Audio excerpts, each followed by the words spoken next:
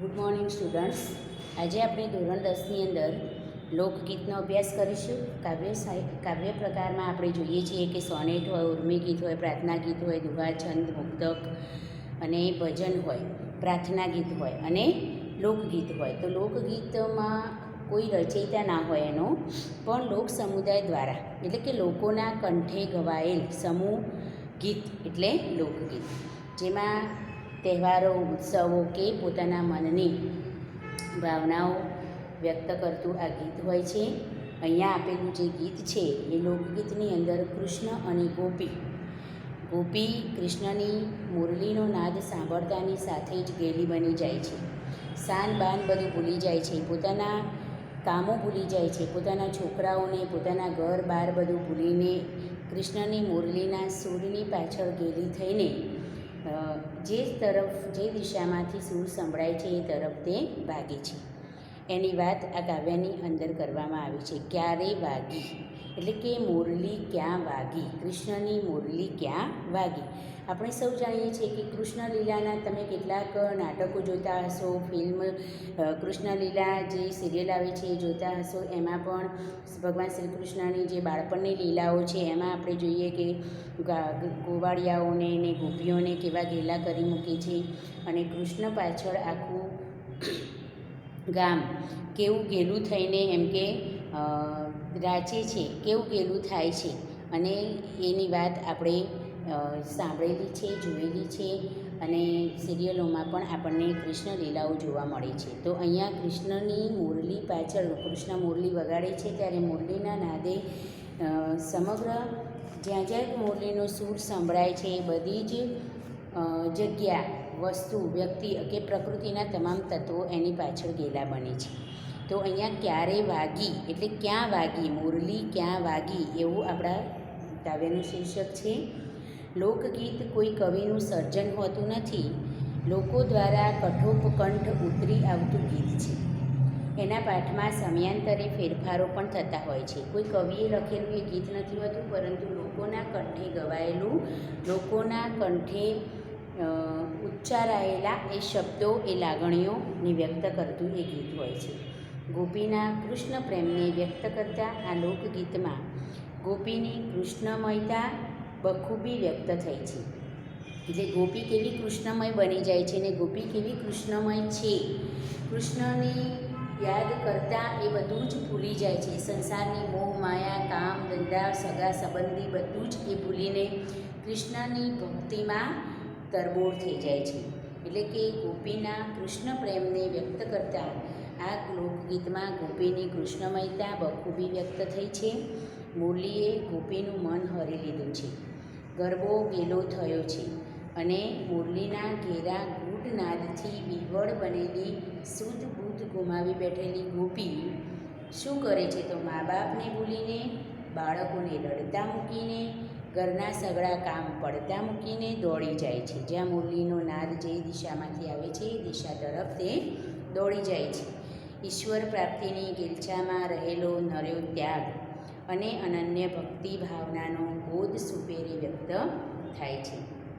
ક્યારે વાગી ની ધ્રુવ પંક્તિમાં, ધ્રુવ પંક્તિ એટલે એકના એક પંક્તિ જ્યારે દરેક અંતરાના અંતે ગાવામાં આવે તેને ધ્રુવ પંક્તિ કહેવાય. તો એ ધ્રુવ પંક્તિમાં પુનરાવર્તિત થતો ઉદ્ગાર પ્રભુ પ્રેમની તાલાવેલીનો અણસાર આપે છે. કૃષ્ણમય બનેલી ગોપીને ભગવાન શ્રી કૃષ્ણ અહીં તહીં સગળે વિસરતા દેખાય છે. જુઓ અહીંયા, કાન તારી મોરલીએ જીરે, કાન તારી મોરલીએ જીરે મારા મન મોહ્યા. ભગવાન શ્રી કૃષ્ણની મુરલીએ મારા મન મોહ્યા એટલે કે ગોપીના મન મોહ્યા છે. સમી સાંજની જીરે વજોગણ ક્યારે વાગી, વજોગણ એટલે વિરહિણી. મુરલીએ મારા મન ઘેર્યા એટલે હરી લીધા. તારી મુરલીના નાદે મારા મન ઘેર્યા એટલે હરી લીધા. હરી લીધા એટલે મોહિત કરી ગઈ એમ. હરી એટલે મોહિત કરી જો અને હરી એટલે ભગવાન કૃષ્ણ. હસવઈ વાળું હરી એટલે ભગવાન વિષ્ણુ. ભગવાન વિષ્ણુ માટે હરિ શબ્દ આપણે વાપરીએ છીએ, હરિ. અને હરિ એટલે હરી લેવું, મોહિત કરી દેવું. તો સમી સાંજની જીરે વજોગણ ક્યારે વાગે? વજોગણ, વજોગણ એટલે વીરઘેણી, વીરઘેણી, વજોગણ એટલે વીરઘેણી. સમી સાંજની વજોગણ ક્યારે વાગી? ગુઢારાગની જીરે મોરલી ક્યારે વાગી? ગુઢારાગ એટલે ગુઢાર્થ, ગુઢા એટલે ગુઢાર્થ, રહસ્યમય,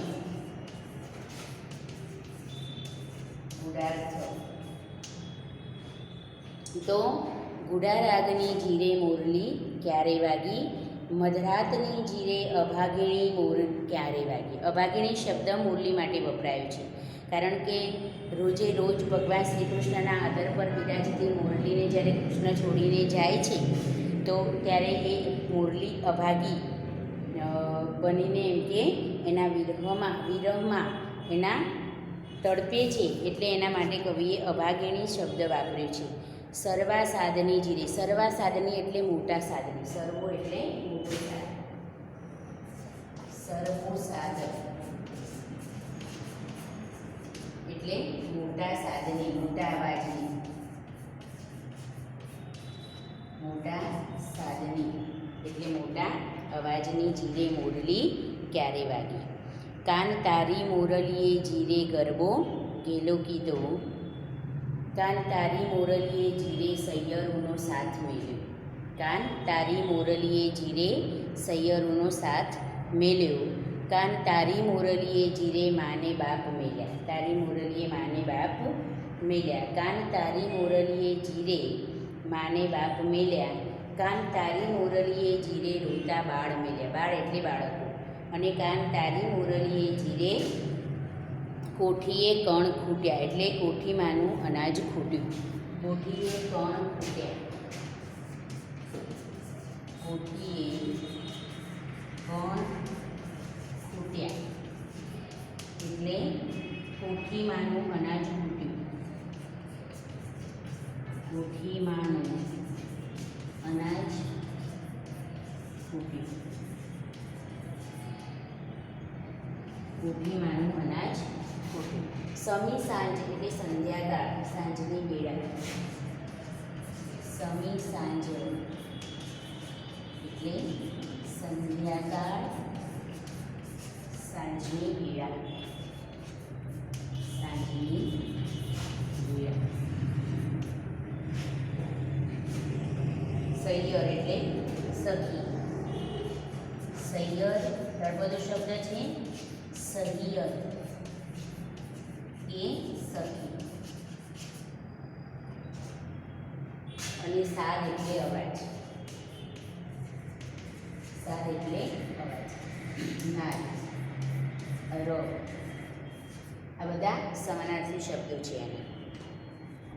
પછી મેલવું એટલે મૂકી દેવું, મૂકવું, છોડી દેવું, મેલવું તો મૂકવું કે છોડી દેવું. કણ એટલે અનાજ,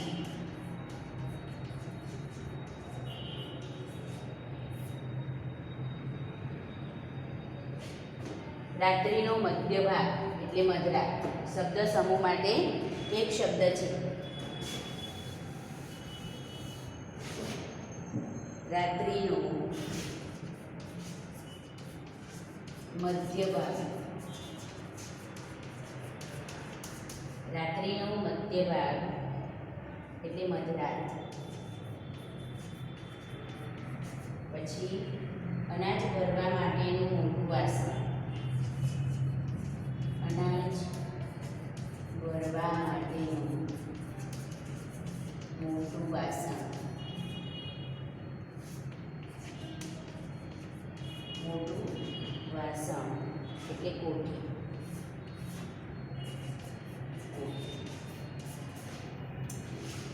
શબ્દ સમૂહ માટે એક શબ્દમાં જ્યારે લખવાનું થાય ત્યારે અનાજ ભરવા માટેનું મોટું વાસણ એટલે કોઠી, અને રાત્રિનો મધ્ય ભાગ એટલે મધરાત, ગુઢા એટલે ગુઢાર્થ, રહસ્યમય, અને સર્વો સાદ એટલે મોટા સાદનો, મોટા સાદને. પછી કોઠીએ કણ ખૂટવા એટલે કોઠીમાંનું અનાજ ખૂટ્યું. અને સમી સાંજ એટલે સંધ્યાકાળ અથવા સાંજની વેળા. સૈયર એટલે સૈયર અને સખી. સાદ એટલે અવાજ, નાદ, રવ એ એના સમાનાર્થી શબ્દો છે. પછી મેળવું એટલે મૂકવું, છોડી દેવું. અને કણ એટલે અવાજ. આ રીતે કાવ્યમાં આવતા આ શબ્દો તમારે લખવાના છે અને તૈયાર કરવાના છે. આપણે કાવ્યને સમજીને પછી એના પ્રશ્નોની ચર્ચા પછી કરીએ. કાન તારી મોરલીએ જીરે મારા મન મોહ્યા. હે કૃષ્ણ, તું જે મોરલી વગાડે છે એ મોરલીનો સાદ અતિ મધુર છે અને એ મધુર મોરલીના સાદે મારું મન હરી લીધું છે. સમી સાંજની જીરે વજોગણ ક્યારે વાય. સાંજના સમયે કૃષ્ણ ગાયોને લઈને પાછા ગાયોનું દણ પાછું ગામ તરફ આવે છે. સવારે ગાયોનું દણ ચરાવવા ગયા હોય ને સાંજે પાછા આવે એ વખતે મુરલી વગાડતા વગાડતા આવે છે. એટલે કહે છે કે સમી સાંજે એટલે કે સાંજના સમયે હે વિરહિણી મુરલી ક્યારે વાગી. અહીંયા ધ્રુવ પંક્તિ તરીકે સમી સાંજની જીરે વજોગણ ક્યારે વાગી એ દરેક અંતરામાં તમે જોશો તો અંતરાના અંતે એ પંક્તિ રિપીટ થાય છે. અને જે પંક્તિ અંતરાના અંતે વારે વારે રિપીટ થતી હોય એ ધ્રુવ પંક્તિ કહેવાય. તો કાવ્યની અંદર ત્યાં તમે જો પાઠ્યપુસ્તક જોડે લઈને જ બેસવાનું જ્યારે હું કાવ્ય સમજાવતી હોઉં કે પાઠ સમજાવતી હોઉં ત્યારે તો તમારે ત્યાં અંડરલાઇન કરીને સામે લખી દેવાનું છે ધ્રુવ પંક્તિ. કેમ કે પરીક્ષામાં એવો પ્રશ્ન પૂછાય કે ક્યારે વાગી કાવ્યમાં ધ્રુવ પંક્તિ કઈ છે, તો તમે ત્યારે ત્યાં જવાબ લખી શકો કે સમી સાંજની જીરે વિજોગણ ક્યારે વાગી એ ધ્રુવ પંક્તિ છે. પછી ગુડા રાગની જીરે મોરલી ક્યારે વાગી. સમી સાંજની એટલે સાંજના સમયે વિરહિણી મોરલી ક્યાં વાગી. વિરહિણી એટલે કૃષ્ણ વિયોગમાં તડપતી, કૃષ્ણ વગરની મોરલી ક્યાં વાગી. ગુડા રાગની જીરે મોરલી ક્યાં વાગી.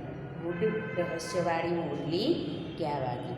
મધરાતની જીરે અભાગીણી ક્યારે વાગી. મધરાતે એટલે અડધી રાતે, મધરાત એટલે રાત્રિનો મધ્ય ભાગ એટલે મધરાત. તો અડધી રાતે અભાગીણી મુરલી ક્યારે વાગી. સર્વા સાદની જીરે એટલે કે મોટા સાદની મુરલી ક્યાં વાગી. કાન તારી મોરલીએ જીરે ગરબો. તારી મુરલીના નાદે ગરબાને ગેલો કરે છે એટલે કે ગેલો કરવો એટલે ગાંડો કરવો. ગેલો એટલે ગાંડો, ગેલો એટલે તો ગરબાને કેલો કીધો છે.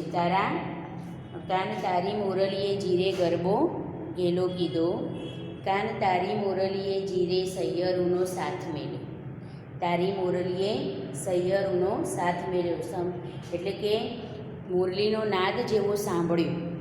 મુરલીનો નાદ સાંભળીને ગરબો પણ ગેલો થયો અને મુરલીનો સાદ સાંભળીને ગોપીઓ પણ ગેલી થઈ. ગોપીઓ પણ પોતાની સખીઓ સાથે ફરતી રમતી હતી તો એ સખીઓનો સાથ છોડી દીધો. કોનો સાથ છોડી દીધો? તો સખીઓનો. તો ગોપીઓએ સખીઓનો સાથ છોડીને કાન તારી મોરલીએ જીરે સૈયરુનો સાથ મેળ્યો. સૈયરુ એટલે સખીઓ. સખીઓનો સાથ છોડીને એ મુરલીના સાદ પાછળ હું ગાંડી ગેલી બની. પછી કાન તારી મોરલીએ જીરે મા બાપને મેલ્યા. પોતાના માતા પિતાને પણ ગોપી ભૂલી જાય છે. કૃષ્ણમય એટલી બની જાય છે, કૃષ્ણના પ્રેમમાં એટલી તરબોળ થઈ જાય છે, એટલી ઘેલી બની જાય છે કે પોતાના માતા પિતાને પણ ભૂલી જાય છે. એટલે કહે છે કે હે કાન તારી મુરલીના નાદે મને ગેલી કીધી અને એ ગેલપણમાં કે ગાંડપણમાં મેં મારા માતા પિતાને પણ ભૂલાવી દીધા, મૂકી દીધા. કાન તારી મોરલીએ જીરે માને બાપ મેલ્યા. પછી કાન તારી મોરલીએ જીરે રોતા બાળ મેલ્યા. હવે સૌથી વધુમાં વધુ સ્ત્રીને કોઈ નજીક અને વધારે પ્રેમ અને જેના પર વધારે એને હેત હોય અને એવું એ પોતાનું બાળક ગમે તેવું એને ગમે તેટલી કામનું ભારણ હોય તો એ પોતાના બાળકને ક્યારેય રડતું મૂકે નહીં. પહેલાં બાળકને શાંત કરે અને પછી કામ કરે. તો એવા રડતા બાળકોને પણ એ મૂકીને કૃષ્ણમય બનેલી ગોપી કૃષ્ણની મુરલીનો સાદ જ્યાં વાગે છે ત્યાં દોડી જાય છે. તો તમે વિચાર કરો કે માનું હૃદય ક્યારેય બાળકને રડતું ના જોઈ શકે, પણ ગોપી એટલી કૃષ્ણમય ગેલી બની ગઈ છે, એટલી કૃષ્ણની ભક્તિમાં તરબોળ થઈ ગઈ છે કે એને પોતાનું રડતું બાળક પણ યાદ આવતું નથી અને બાળકને રડતું મૂકીને કૃષ્ણ તરફ આકર્ષિત થાય છે, ખેંચાય છે અને દોડી જાય છે. તો અહીંયા કાન તારી મોરલીએ જીરે રોતા બાળ મેળ્યા, એટલે પોતાના બાળકોને રડતા મેળીને એ કૃષ્ણમય બનીને એમ કે મગ્ન થઈ જાય છે. પછી કાન તારી મોરલીએ જીરે કોઠીએ કણ ખૂટ્યા, કોઠી કાન સાન બાન બધું ભૂલી ગઈ છે અને પોતાના કામકાજને ભૂલી ગઈ છે, જેના કારણે કોઠીમાં અનાજ પણ ખૂટી ગયા, નવું અનાજ ભરવાનું પણ એને યાદ નથી. એનું કહેવાનું તાત્પર્ય કે ઘરના સઘળા કામ એને ભૂલી ગઈ છે.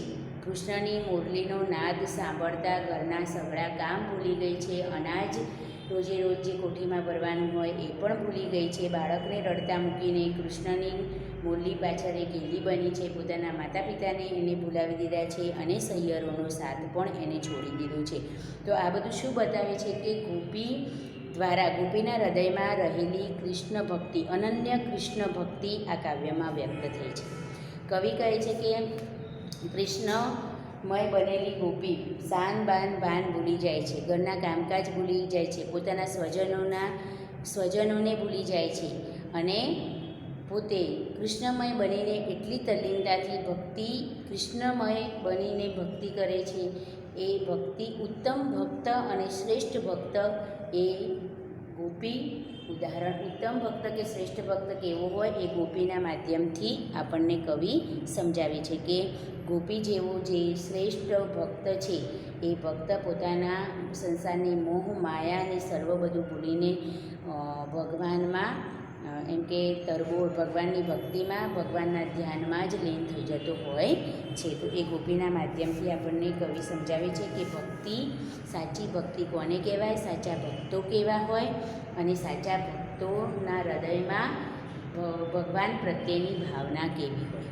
બરાબર. તો આ કાવ્ય દ્વારા કવિએ આપણને સાચા ભક્તનું ઉદાહરણ પૂરું પાડ્યું છે કે ગોપી એ સાચો ભક્ત છે, એના હૃદયમાં રહેલી નિખાલસ પ્રેમ ભાવના આ કાવ્યમાં વ્યક્ત થઈ છે. પોતાના નિજી સ્વાર્થને ભૂલીને ગોપી શાન બાન બધું ભૂલાવીને કૃષ્ણમય બની ગઈ છે અને પોતાના જીવ કરતાંય એવા વહાલા બાળકને રડતું મૂકીને એ ભક્તિ તરફ વળેલી ગોપી એ ભગવાનનો અનન્ય ભક્ત છે એવું આપણે કહીએ તો પણ ખોટું નથી. આમ ક્યારે વાગી મુરલી, ક્યાં વાગી, કઈ જગ્યાએ વાગી એ મુરલીનો સાદ સાંભળીને ગેલી બનેલી ગોપી મુરલી પાછળ ગાંડી ગેલી થઈને ભાગે છે, પોતાનું સાન બાન બધું ભૂલાવી દે છે.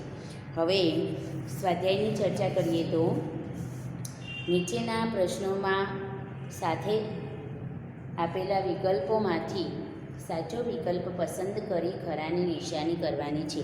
હવે વિદ્યાર્થીઓને મારે ખાસ એ સૂચના આપવાની છે કે જ્યારે તમે આવા વિકલ્પોવાળા પ્રશ્નો લખો છો ત્યારે એ બી સી એવું એકલું ન લખતા શબ્દ લખવો, જે શબ્દ એમાં જે શબ્દ આપ્યો હોય એ બીમાં જે આપ્યો હોય એનો આન્સર જે આવતો હોય એ પૂરા શબ્દ સાથે લખો. દાખલા તરીકે કાવ્ય નાયિકા પર કાનાની મુરલીની સી અસર થઈ છે, તો સ્તબ્ધ બનાવી દીધી, મન હરી લીધું, ભાન ભૂલાવી દીધું કે રાસ રમવા લાગી.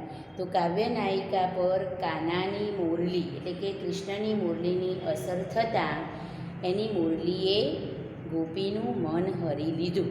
તો અહીંયા ઓપ્શન આપણો સાચો શું છે? મન હરી લીધું.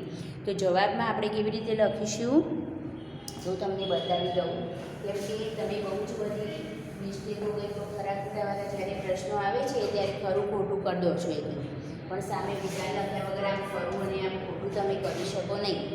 આ જવાબ તમારો સાચો ગણાય નહીં. બરાબર.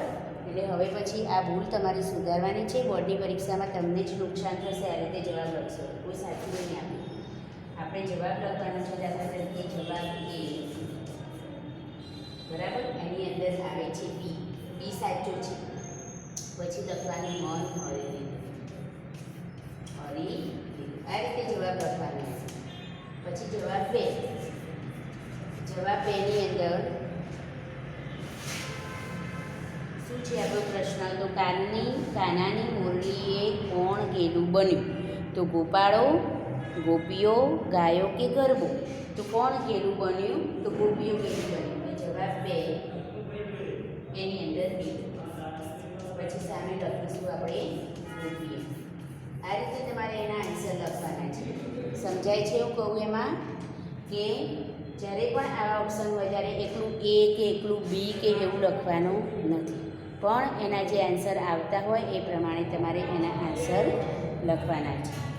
તો અહીંયા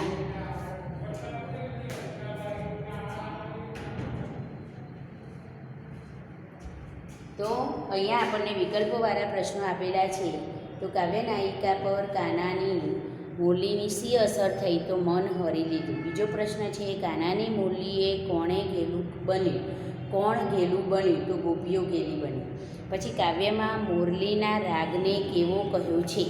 તો ગુઢાર્થ કહ્યો છે. કાવ્યમાં મુરલીના નાદને ગુઢાર્થ એટલે કે રહસ્યમય કહ્યો છે. પછી અસરકારક. પછી ગોપીએ કોનો સાથ છોડ્યો? તો સહિયરોનો સાથ છોડ્યો. પછી કોને રડતા મૂક્યા? તો પોતાના બાળકોને રડતા મૂક્યા. પછી કોને છોડી દીધા? મેલવું એટલે છોડી દેવું. તો કોને છોડી દીધા? તો પોતાના માતા પિતાને છોડી દીધા. પછી મુરલીના સાદની ગોપીઓના મન પર કેવી અસર થાય છે? તો ગોપી વિહ્વળ બની. મુરલીનો સાદ સાંભળીને વિહ્વળ બનવું એટલે વ્યાકુળ થવું.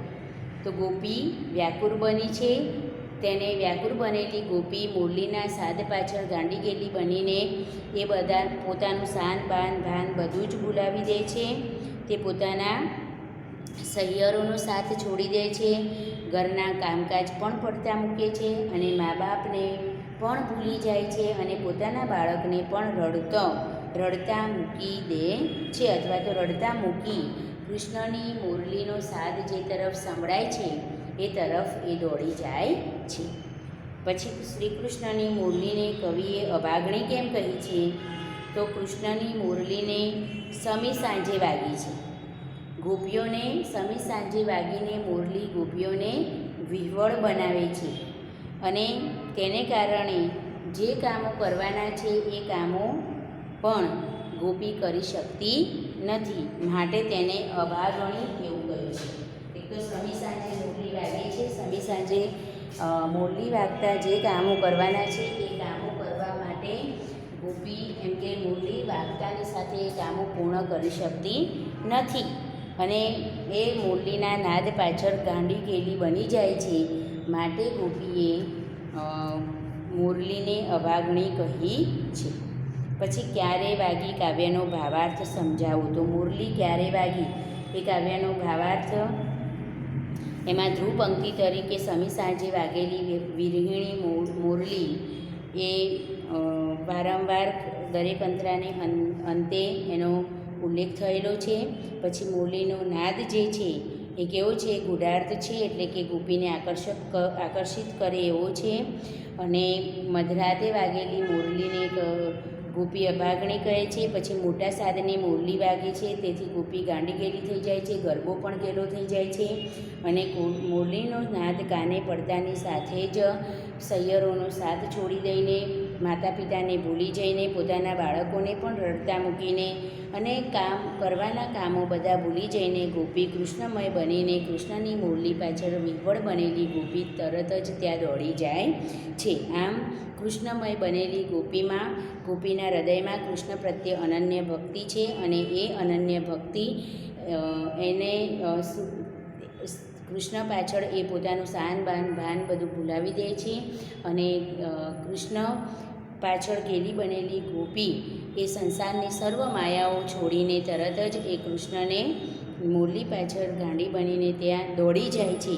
આમ આપણે કહી શકીએ કે કૃષ્ણ માટે ગોપીના હૃદયમાં અનન્ય પ્રેમ અને પ્રભુ ભક્તિ રહેલા છે, તેથી તે સંસારની મોહ માયા બધું જ ભૂલાવીને કૃષ્ણમય બની જાય છે. આ એનો ભાવાર્થ છે. તો આ રીતે કાવ્યને તમારે તૈયાર કરવાનું સાથે એના શબ્દોના અર્થ અને પ્રશ્નોના જવાબ પણ તૈયાર કરવાના અને પહેલો બીજો અને ત્રીજો પ્રશ્ન તમારી નોટબુકમાં લખવાનો છે. Okay, thank you.